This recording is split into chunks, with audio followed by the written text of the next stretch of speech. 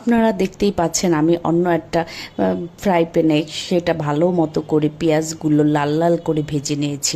এবং যেহেতু যেটাতে রান্না করব সেটাতে আমার পেঁয়াজগুলো ভালো মতো করে লাল লাল করে ভাজা যায় না, মানে ভাজতে গেলেও না অনেকক্ষণ সময় লাগে।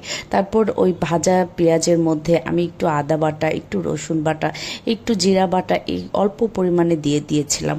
তারপরেই কিছুক্ষণ কষিয়ে ভালো মতো করে মাছগুলো দিয়ে পানি দিয়ে দিয়েছিলাম।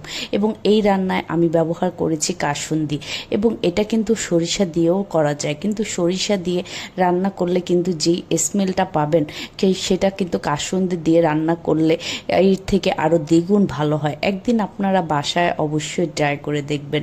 অবশ্য এই রান্নাটা কিন্তু আমি অনেক আগের থেকেই করি, মানে কোনো সময় ভিডিও করা হয়নি, এবং এখন যেহেতু একটু রান্নার ভিডিও দেই ফেসবুকে, এই জন্যই দেওয়া। এবং রান্নাটা একদিন আপনারা বাসায় করে দেখবেন কেমন লেগেছে। এবং এই মাছটায় যেহেতু ডিম হয়নি, মাছে পুরুত্বটা খুবই ভালো ছিল। এবং মাছের ডিম হলে দেখবেন পেটের অংশটা অনেকটাই ফাঁকা ফাঁকা থাকে, এবং মাছটা খেতেও কিন্তু খুব মজার হয়েছিল।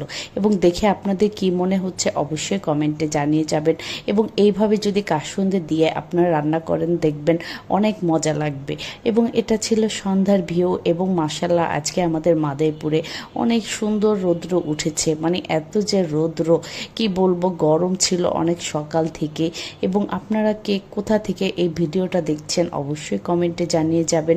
এবং এই আমার আজকের এই রেসিপিটা আপনাদের কেমন লাগলো এটাও অবশ্য কমেন্টে জানিয়ে যাবেন।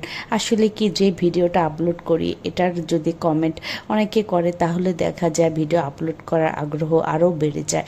এবং এই বিকেলের ভিউটা মাশাআল্লাহ এত যে সুন্দর ছিল, তাই মোবাইল নিয়ে কিছুক্ষণ ভিডিও করলাম। যাই হোক, তারপরেই সন্ধ্যায় সেদিন বাচ্চাদের নিয়ে একটু ঘুরতে বের হয়েছিলাম বাহিরে, এবং আমাদের কাছের একটা জায়গায়, সেখান থেকে এই ভিডিওটি করা।